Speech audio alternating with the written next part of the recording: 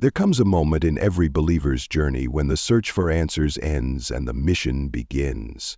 You've spent time learning, reflecting, and seeking the truth. You've questioned everything, your beliefs, your purpose, your direction. You've gone through struggles that shaped you, pains that humbled you, and moments of clarity that changed you. But now, it's different, because the awakening is over, and now it's time to step into your purpose. The Prophet Muhammad ﷺ said, "The best of people are those who bring the most benefit to others." That means your journey of seeking truth was never meant to stop with you. Now, it's time to apply what you've learned. Now, it's time to use the wisdom, strength, and resilience Allah has given you. Now it's time to step into your role as a believer with conviction, clarity, and purpose. So, how do you know if your awakening is complete and it's time to act? Here are 7 signs that your spiritual awakening is over, and now it's time to use your powers. Sign 1. You no longer just seek knowledge, you apply it. There was a time when you were searching, reading, watching, listening, absorbing everything about Islam, life, and your purpose. You questioned your past, your habits, your mindset, trying to understand where you went wrong. You felt overwhelmed, realizing how much you still didn't know. But now, something has changed. You no longer just collect knowledge, you start acting on it. You no longer just read about discipline, you wake up for Fajr no matter what. You no longer just hear about patience, you control your anger in ways you never could before, because you finally understand that knowledge without action is useless. The Prophet Muhammad ﷺ said, "The feet of the servant will not move on the day of judgment until he's asked about his knowledge, how he acted upon it." That means seeking knowledge is only the beginning. The real question is, what will you do with it? Will you let what you've learned transform you? Will you take the next step even when it's uncomfortable? Will you become the person that your past self was searching for? Because when your awakening is over, your actions prove it. And that's when you realize, this is no longer about learning, it's about becoming. Sign 2. Your heart feels more at peace, even in difficult times. Before, challenges used to shake you. A setback would make you doubt yourself. A hardship would make you question why this is happening to you. The ups and downs of life would control your emotions. But now, you've found something stronger than fear: trust in Allah. You understand that every difficulty is a test designed to purify you. You no longer fight against what happens to you. You surrender to Allah's wisdom. You feel peace, even when things don't go your way, because you know Allah's plan is better. The Prophet Muhammad ﷺ said, "Amazing is the affair of the believer. Everything that happens to him is good. If something good comes to him, he is grateful, and that is good for him. And if hardship befalls him, he is patient, and that is good for him." That means true spiritual growth isn't about avoiding hardship, it's about how you handle it. When people betray you, you no longer waste time on anger, you move on. When life tests you, you no longer complain, you turn to dua. When things don't make sense, you don't panic, you trust Allah's timing. This is what true reliance on Allah feels like. Because once you realize that Allah is in control, you stop feeling lost. Your heart stops chasing what isn't meant for you. Your mind stops replaying regrets from the past. Your soul stops worrying about things outside your control. Instead, you walk with certainty, because you know that no matter what happens, Allah is guiding your steps. Sign 3.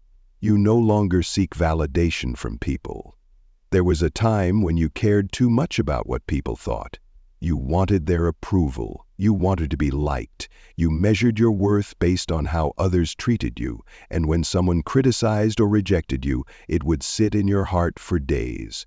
But something has changed. You no longer chase validation from people because you've realized that true worth comes from Allah.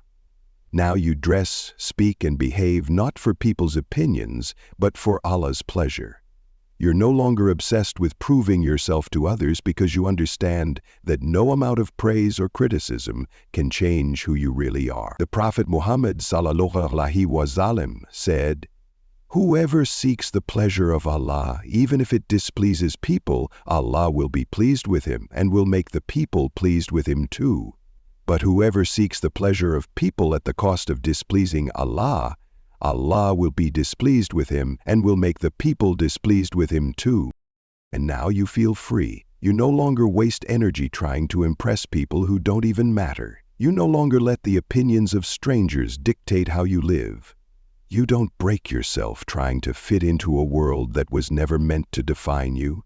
Instead, you've built a new standard. Is Allah pleased with me? If the answer is yes, then you don't need anyone else's approval. And the best part? The moment you stop chasing people's validation, you start attracting real, meaningful connections. People respect you more when they see you stand firm in your values. They admire the confidence of someone who doesn't bend for society's trends. Because deep down, everyone wishes they had the courage to live like that. And now, you do. Sign 4. You recognize the true nature of this world. There was a time when you used to take things too personally. When someone betrayed you, it felt like the end of the world. When life didn't go the way you planned, you felt lost and defeated. When you saw others living what seemed like a better life, you wondered why Allah didn't give you the same. But something changed. You no longer see this world through the same lens. You've realized that everything here is temporary. Now, when people leave, you don't beg them to stay because you understand that people are part of the test. When things don't go your way, you don't lose hope because you trust that Allah's plan is far better than your own. When others flash their wealth and success, you no longer feel envious because you know that what's waiting for you in the next life is worth more than anything this world can offer. Allah says in the Quran, "And what is the life of this world except the enjoyment of delusion?" Now, instead of obsessing over what you don't have, you focus on what actually matters. You invest in your character, not just your bank account. You work on your soul, not just your appearance. You chase Allah's mercy, not people's approval. And this change in mindset brings a peace that nothing in this world can buy. Because when you stop expecting this dunya to be perfect, you stop feeling disappointed by it. You now understand that everything in this life is either a test or a blessing. And sometimes, what you thought was a blessing was actually a distraction. And what you thought was a loss was actually a redirection. And that realization frees you from the chains of this world, because once you see through the illusion of this dunya, you start preparing for something greater, the life that never ends. Sign 5. You must train your heart to let go of resentment. One of the biggest traps that hold people back from true spiritual growth is holding on to pain, anger, and resentment. Someone wronged you, someone hurt you deeply. Someone betrayed your trust when you least expected it, and every time you remember it, your heart tightens with pain. But here's what most people don't realize. When you hold on to resentment, you're only hurting yourself. The Prophet Muhammad, sallallahu alaihi wasallam, said, "Do not harbor hatred for one another, do not be jealous of one another, and do not turn away from one another. Rather, be servants of Allah as brothers." If you truly want to move forward in your faith, you must purify your heart. That doesn't mean you have to accept mistreatment. That doesn't mean you have to trust people who wronged you. But it does mean you should let go of the burden of carrying hate. Because the more space resentment takes up in your heart, the less room there is for peace. So, how do you free yourself? Stop replaying past pain in your mind. The more you focus on what happened, the more it controls you. Make sincere dua for Allah to replace your pain with peace. You can't do this alone. Ask Him to help cleanse your heart. Realize that forgiveness is not for them, it's for you. Even if they never apologize, even if they never feel regret, you move forward for the sake of your own soul. And here's something important to remember. Letting go of resentment does not make you weak. It makes you stronger. It makes you a person of taqwa. It makes you someone whose heart is too focused on Allah to be weighed down by the actions of others. Because at the end of the day, Allah is the best judge. You don't have to carry what He has already promised to handle. Sign 6. Strengthen your connection with the Quran. If you truly want to grow spiritually, you must build a real relationship with the Quran. The Quran is not just a book to be recited in Ramadan or placed on a high shelf for decoration. It is your guide, your light, your direct message from Allah. Yet, many people complain about feeling lost in life, while the very answers they seek are in the Quran. Allah says, "Indeed, this Quran guides to that which is most upright." If you want clarity, start reading. If you want peace, start reflecting on its verses. If you want direction, start acting upon it. But here's the challenge. You cannot build a connection with the Quran by rushing through it. Take time to understand the meanings, even if you read just a few verses a day. Learn the tafsir to truly absorb the wisdom Allah has placed in His words.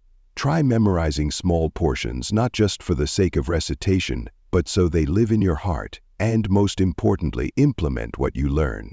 The Prophet Muhammad ﷺ said, "The best of you are those who learn the Quran and teach it." That means the real honor is not just in reading, but in applying its teachings and sharing its wisdom. So, if you feel disconnected from your faith, return to the words of Allah, because the Quran is not just meant to be recited, it is meant to transform you, and once you truly connect with it, your spiritual growth will reach a level you never imagined. Sign 7. Stop wasting time on meaningless distractions. If you truly want to grow in your faith, you must be intentional with your time. Think about it. How many hours do people waste every day scrolling endlessly through social media, watching mindless entertainment, engaging in gossip and arguments that bring no benefit? And then, when it's time for Salah, when it's time to open the Quran, when it's time to do something that actually benefits the soul, they say they're too busy, but the reality is, we're not too busy. We're just prioritizing the wrong things. The Prophet Muhammad ﷺ said, "There are two blessings which many people waste, health and free time. If you don't control how you spend your time will control you."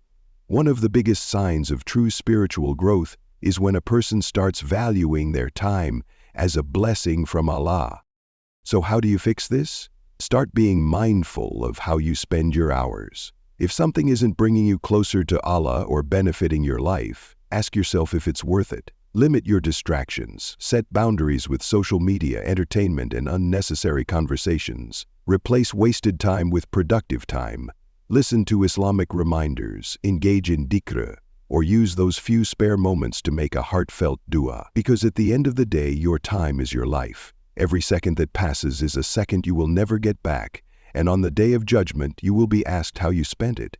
So take control now, before time takes control of you. My dear brothers and sisters, spiritual growth is not a destination. It's a lifelong journey. It's not about reaching a point where you have it all figured out. It's about constantly striving, improving, and drawing closer to Allah even when you stumble. Because the reality is, no one has guaranteed guidance forever. The Prophet Muhammad ﷺ used to frequently make this dua. "O turner of hearts, keep my heart firm upon your religion." That means even the most righteous person should never feel safe from going astray. So, ask yourself, where do you stand today? Are you actively growing in your faith, or are you stuck in old habits? Are you using your time wisely, or are you letting distractions pull you away? Are you truly living with purpose, or just going through the motions? Because at the end of the day, only you can make the choice to grow. And the good news? It's never too late. Even if you've neglected your faith, even if you've wasted time, even if you've made mistakes, Allah's mercy is always open. So start today. Start valuing your time. Start cutting out what doesn't serve your soul. Start prioritizing your connection with Allah over everything else. Because the most powerful transformation happens not when you only seek knowledge, but when you start living by it. Make the simple but powerful dua today. Ya Allah, guide my heart, strengthen my faith, and make me among those who live with purpose. If this message touched your heart, comment below. Ya Allah, strengthen my faith and keep me firm. Your words might inspire someone else to reflect and make a change. And don't forget, liking and subscribing cost nothing, but it helps spread reminders that bring us all closer to Allah. May Allah bless you, guide you, and allow you to grow in faith until the day you meet Him. Ameen.